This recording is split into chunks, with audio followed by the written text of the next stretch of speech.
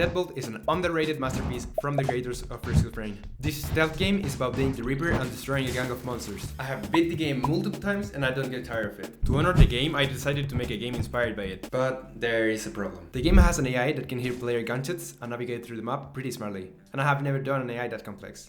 So this could go really great or horribly bad. Stay until the end to see how the game turned out. I adapted a 2D character controller to the needs of this project, to later attach the player graphics to it. Then I generated a color palette on Peloton to have consistent colors for the game and made some graphics for the player character that somewhat looked like the one from Deadbolt. I rigged it, and when I started the animation process, I didn't like it at all, so I scrapped it and remade the player graphics in other style. Then I animated a walk cycle for it, imported and set up the graphics in-engine, and made a hand that points towards the mouse position. You will know why later.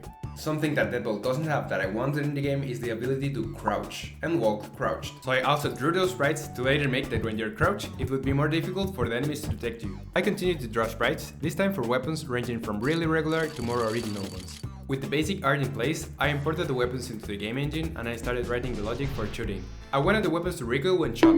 I spent some time doing it and it was surprisingly easy to implement. The gun didn't have anything to shoot, so I made some sprites for the bullets and made that they would come from the weapon when shot. That's when I noticed something. The surprisingly easy to implement recoil was working already, right?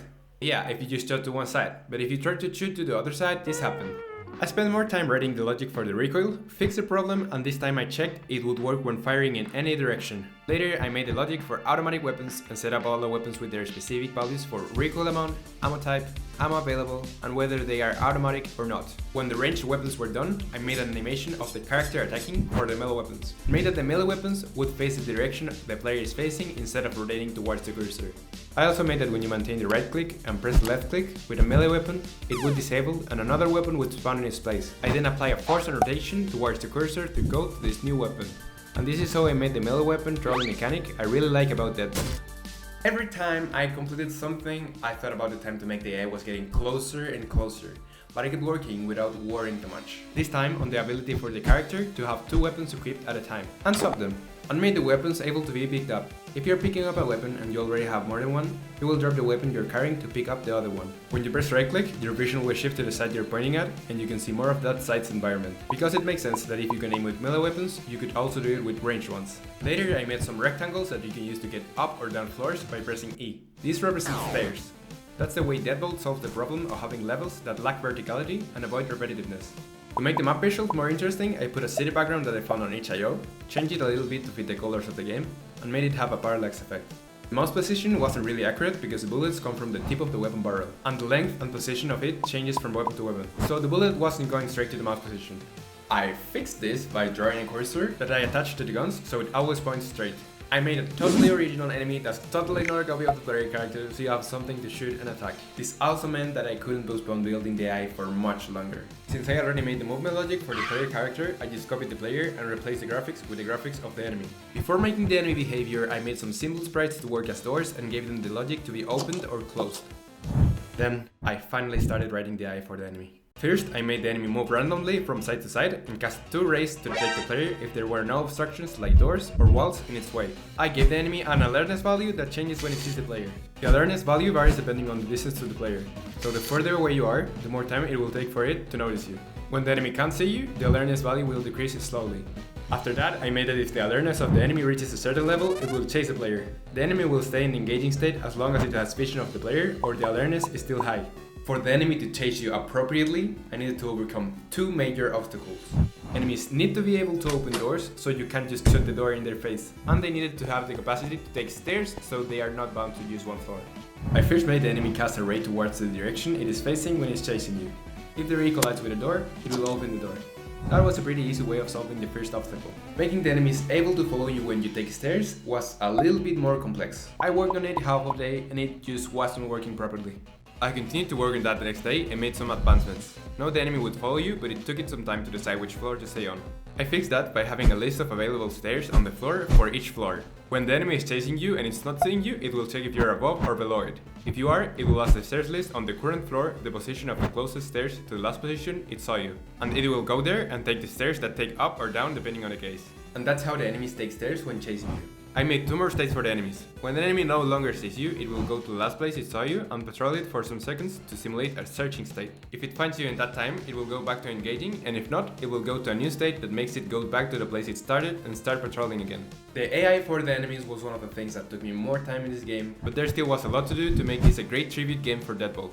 So I gave the enemy a gun that was able to shoot when seeing the player, so they are now able to attack you. I drew and implemented icons for the enemy states, so it's easier to know the current state of the enemy and set up the rest of the weapons for the enemy, leaving behind some that are just for you to use. The enemies still lack something. What is it, you may ask? The game has an AI that can hear player gunshots, so I made that anything that could make noise, like walking or shooting, would generate noise with different intensities that can be perceived and acted upon by the enemies. But I took the decision of making the weapons of the enemies not make a sound. It's not like in Deadbolt, but I think it better fits this game, because the enemies are really persistent and it's very difficult to lose them when they chase you. For the same reason, I also decided to pull the camera back a little so you can see more of the map. I grabbed the circle, gave it a trail and made it collectible by the player.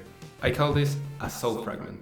This will be the currency for the game, that the enemies will drop when you eliminate them. Thing you couldn't do yet. So to make that possible, I gave them health and made them perish when their health gets to 0. And of course, the way you make their health decrease is by shooting them, slashing them or insta-killing them when you throw the middle weapons. The enemies were still not finished, but I worked non-stop on them for days and there were still other things to do, so I moved to something different. Like avoiding the bullets going straight through doors and walls. I changed that, making them collide with them and spawning particles when they do. And also spawned some particles when the bullets impacted the enemy or player to make the shooting feel better. But there still was a way of shooting through obstacles. If you got really close to them, the barrel of the weapon would be on the other side. To avoid it, I made the weapon point upwards or downwards instead of going through an obstacle. After that, I quickly made a base and put a square that you can interact with. That will open a very basic level selection menu. The menu works, but there were no levels to go to. So I made a placeholder level to do some testing. Most of the game mechanics were basically done, but I still had to do a lot of UI, so for the next few days I made a weapon selector menu where you can select, unlock and equip weapons, some poorly designed UI that displays the weapons you're carrying and their bullets left. Following with the poor design, I made a health bar so you know how much health you have left, and a settings menu so you can pause the game. Going back to the functionality, I made it if you pick a gun that's the same as one you're already carrying, it will refill the ammo of that weapon instead of you having the same weapon twice. When you eliminate all enemies in a level, nothing happens. In Deadbolt, when you eliminate all the enemies, you must go to where you started and leave in your car. I did something similar. When you clear the level, a portal appears where you started and you can go back to the base through it. Everything was going smoothly until I made the second level. When I made it, the enemies decided to stop working. That was devastating, to the point of leading me to consider to delete the whole project and start something new, even though I already spent 3 weeks working on it. That's not what happened. I took a 1-day break and came back determined to finish the project to honor Deadbolt. I spent 2 days rewriting and adjusting some things to adapt the enemies to the new levels, and fortunately that's all it took.